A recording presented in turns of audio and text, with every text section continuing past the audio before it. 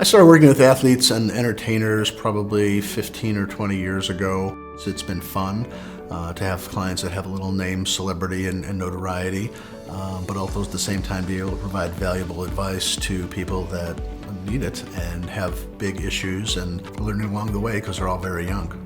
Some of the big issues that athletes have is what's known as the jock tax. They are required to pay tax in any state where they play a professional game. So you can see that there's many states sometimes that would be involved in a personal return. One of the first things athletes often want to understand is the jock tax and why they would have to pay tax in states that they're not residents in. So one of the hurdles that we always have to overcome is the teams often don't prepare the documents correctly.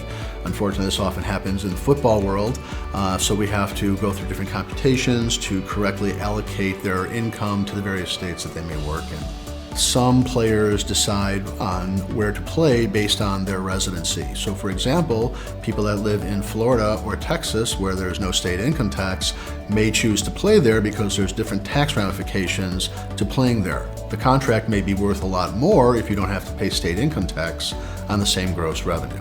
Professional athletes are W-2 employees for the teams that they work with, but their outside endorsement income often comes to them on 1099s. So we often set up LLCs or sometimes S corporations to accommodate those revenues and the expenses that would go along with them as well.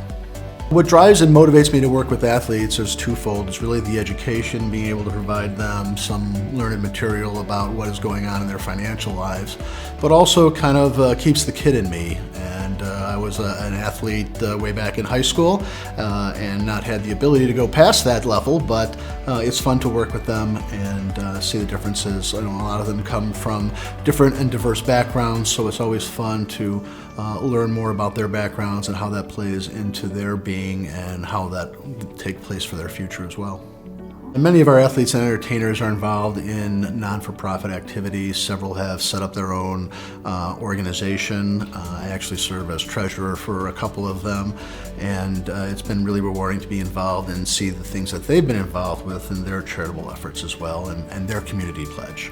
In working with athletes and entertainers, obviously the trust factor is very important. And we've accomplished that by being treasurer of some of their organizations and being involved with some of their outside activities. Trust is one of our pillars and core values here at CJBS. Oftentimes when working with athletes and entertainers, we have to work with other advisors. We're always very close with their financial advisor and their agent and the people around them that also give them advice and counsel.